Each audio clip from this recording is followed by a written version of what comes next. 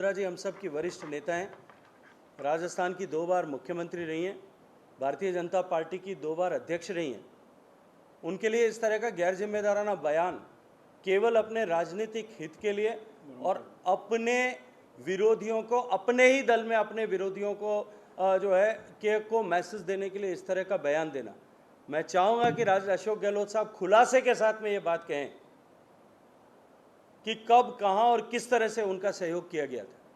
ये जो है अपने राजनीतिक हितों के लिए, अपने विरोधियों का दमन करने के लिए दूसरों पर कीचड़ उछालने की परंपरा राजस्थान में नहीं थी। अशोक गहलोत साहब, आप इस तरह की परंपराएं शुरू करके जो है राजस्थान में अच्छा संदेश नहीं दे रहे हैं। देखिए, मैं तो ये कई बार आप सब लोगों से कह चुका हूँ और उदाहरण के साथ मैं कह सका हूँ कि सास और बहू के झगड़े में पड़ोसी का नाम घसीट करके अपने घर की इज्जत बचाना ये कोई नई चीज़ नहीं, it's not an uncommon phenomena. अपने परिवार के झगड़े को बचाने के लिए उन्होंने बहुत सारे स्टेटमेंट उस समय दिए थे कि ये जो 19 लोग हैं इनको बहकाया गया है, फुसलाया गया है, इनको पैसा दिया गया है, करोड़ों रुपए दिए गए हैं, इनके मोबाइल जब्त कर लिए गए, इनके चारों तरफ बाउंसर बिठा दिए गए, ये अपने परिजनों और परिवारजनों से भी बात नहीं कर पा रहे। अब वो सारे लोग कोई छोटे बच्चे तो नहीं थे कि उन सब लोगों को जब वापस बाहर घर आ गए, वापस आने के बाद में वो मुकदमा दर्ज नहीं करा सकते थे। उनको जाकर के खुलासे के साथ में, अगर उनके साथ में किसी तरह का अन्याय उत्पीड़न हुआ था तो उनको तुरंत जाकर के मुकदमा दर्ज कराना चाहिए था। उल्टा उनके साथ में बैठ करके कॉफ़ी पी रहे थे, गलबैया कर रहे थे, उसके बाद में उनके साथ में उनको मंत्री बना दिया। अभी भी आपके पास में रास्ता खुला है, आप तय करिए, और अगर आपकी एजेंसी उसका जांच करने में सक्षम नहीं है तो सीबीआई को सौंप दीजिए। भारतीय जनता पार्टी कराएगी ये नहीं, लेकिन ऊपर के स्तर पर इस पर किस तरह की कानूनी कार्रवाई करने की आवश्यकता है, किस तरह की विधिक कार्रवाई करने की आवश्यकता है, इस पर पार्टी में वरिष्ठ लोग विचार कर रहे हैं। बाद विचार के जैसा भी निर्णय होगा उस तरह से जो है उस पर आगे की कार्रवाई की जाएगी। लेकिन मैं इतना अवश्य कहना चाहता हूँ कि ये सेलेक्टिव आधार पर पॉलिटिकल वेंडेटा है। आपके स्मरण में होगा, एक मुकदमा दर्ज होता है ब्यावर में रहने वाले किसी अननोन आदमी के खिलाफ कि वो सरकार को गिराने के लिए 2 लोग टेलीफोन पर बात कर रहे थे। आनंद फानन में उनको अरेस्ट किया जाता है। एक बार मैं आप सबसे आग्रह करूंगा कि उनके ऊपर जो चार्जशीट फाइल हुई है उसको पढ़ना चाहिए। उसके बाद में दूसरा मुकदमा राष्ट्रद्रोह का दर्ज होता है, 2 मुकदमे जिन पर 15 दिन तक बयानबाजी करने के बाद में उनको विड्रॉ कर लिया जाता है, जो अपने आप में ये जानते हुए भी कि ये राष्ट्रद्रोह के मुकदमे में धारा में दर्ज नहीं हो सकता, इसको यदि दर्ज किया जाता है तो ये अपने आप में कानूनी अपराध, आर्टिकल 161 अपने आप में कानूनी अपराध। और उसके बाद में तीसरा मुकदमा जो है, 2 मुकदमे एंटी करप्शन में दर्ज किए जाते हैं, एक सो कॉल्ड गजेंद्र सिंह, एक भंवरलाल शर्मा और तीसरा संजय जैन। संजय जैन को गिरफ्तार किया जाता है, भंवरलाल शर्मा के साथ में बैठ करके कॉफ़ी पी जाती है, और वो जो गजेंद्र सिंह हैं उनसे जो है वॉइस सैंपल मांगा जाता है। इससे ज़्यादा सेलेक्टिव जो है कार्रवाई का कोई क्लासिक एग्जाम्पल आप नहीं ढूंढ सकते। तीसरा मुकदमा दर्ज होता है जिसमें एक आदरणीय विश्वेंद्र सिंह जी का नाम लिया जाता है और उनके साथ में 2 अन्य लोगों का नाम भी लिया जाता है। वो विश्वेंद्र सिंह जी सिमिलर केस में होते हुए भी उनको मंत्री बना दिया जाता है, उनका न कोई सैंपल मांगने की ज़रूरत पड़ती है न कोई और पड़ती है। आप सब देख रहे हैं कि किसी कानून का दुरुपयोग और एजेंसी का दुरुपयोग, लोकतंत्र खतरे में है। ये दुहाई देने वाले श्रीमान राजस्थान के मुख्यमंत्री अशोक गहलोत साहब, आप अपने आप में उदाहरण है इस विषय के कि किस तरह से संस्था जो है एजेंसीज का दुरुपयोग किया जाता है और किस तरह से अपने राजनीतिक हित के लिए आप सरकार के प्लेटफॉर्म का यूज करते हो।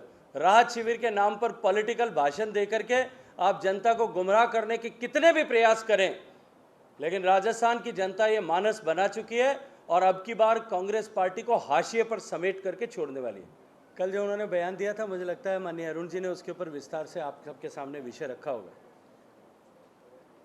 ये पहली मर्तबा नहीं था जब उन्होंने ऐसा कहा था, लेकिन कल उन्होंने इससे आगे बढ़ करके खुलासा करते हुए कहा कि जिन विधायकों ने पैसा लिया है वो विधायक पैसा वापस लौटा दें। और आगे बढ़ कर के बहुत सहजता दिखाते हुए उन्होंने कहा कि किसी से कुछ थोड़ा बहुत खर्च भी हो गया है तो वो भी बता दें। तो पहले उन्होंने कहा मैं दे दूंगा, फिर उन्होंने कहा कि AICC से हम आपको दिलवा देंगे। तो ये बात तो तय है कि पैसा आया है, ये माननीय मुख्यमंत्री जी के पास में विद एविडेंसेस उनके पास में है। माननीय अरुण जी ने आपके सामने, ये अधिवक्ता हैं, इन्होंने आपके सामने विस्तार से कानूनी स्तर पर राय की, कानूनी आधार पर भी आप सबको इस विषय के बारे में अवगत कराया होगा कि प्रिवेंशन ऑफ करप्शन एक्ट की धाराओं के अनुरूप पहला तो लेने वाला दोषी है, तो आपने उनके खिलाफ में क्या कार्रवाई की। दूसरा, यदि जानते हुए भी कि किसी व्यक्ति ने भ्रष्टाचार किया है, आपके पास में एविडेंस है, राज्य के गृह मंत्री और राज्य के मुख्यमंत्री दोनों होने के नाते यह आपकी नैतिक और वैधानिक दोनों जिम्मेदारी है कि आपको ऐसे संज्ञान में आए विषय के ऊपर कार्रवाई करना चाहिए। अगर आपने उस पर कोई कार्रवाई साशय नहीं की है, सह आशय अगर कोई कार्रवाई नहीं की है, तो इसका मतलब आप भी उसमें लिप्त हैं।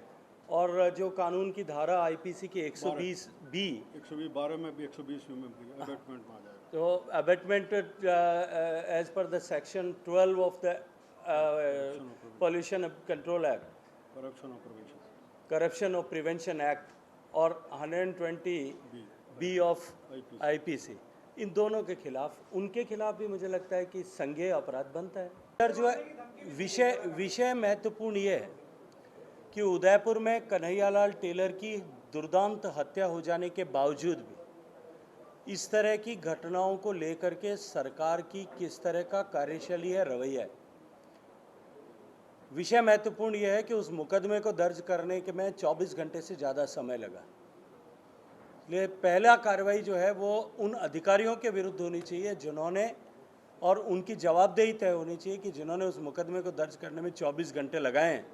और निश्चित रूप से प्रभावी कार्रवाई न होने के कारण से उदयपुर में इतना जघन्य हत्याकांड हुआ था, और भविष्य में ऐसा न हो, इसकी पुनरावृत्ति न हो, इसके लिए सारे ठोस कदम उठाए जाने चाहिए। आदरणीय नरेंद्र मोदी जी 10 तारीख को अपने किए गए वादे को निभाने के क्रम में आबू रोड का उनका प्रवास निश्चित हुआ है। आप सबको स्मरण होगा, गुजरात के चुनाव से पहले जब वो अंबाजी में हुए बने कॉरिडोर के लोकार्पण के अवसर पर अंबाजी जाना उनका कार्यक्रम था, और उस दिन क्योंकि उनका वापसी का हेलीकॉप्टर से उड़ान का स्थान आबू रोड में था, इसलिए भारतीय जनता पार्टी राजस्थान के कार्यकर्ताओं ने भी उनके स्वागत के लिए एक विशाल कार्यक्रम निश्चित किया था।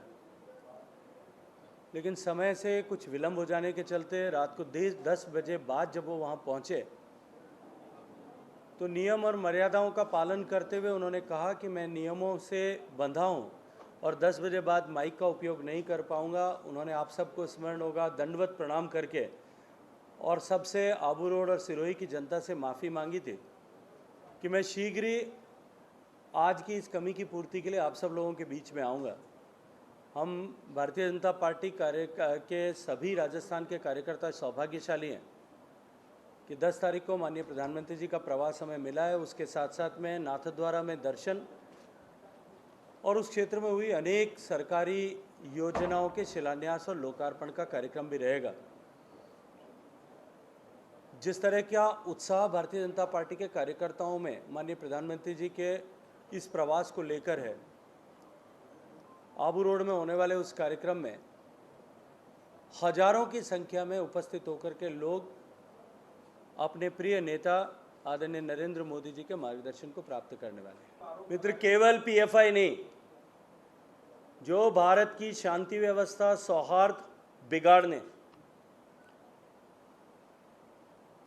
भारत की सीमाओं के साथ खिलवाड़ करने के लिए दुनिया के दूसरे देशों से प्रायोजित रूप से चलने वाली गतिविधियों का माध्यम बनने वाले जितने भी संस्थान हैं, विदेश में बैठी हुई भारत विरोधी ताकतों के जो टूल बने हैं, उन सब के खिलाफ भारतीय जनता पार्टी और भारतीय जनता पार्टी के नेतृत्व की जीरो टॉलरेंस की नीति है।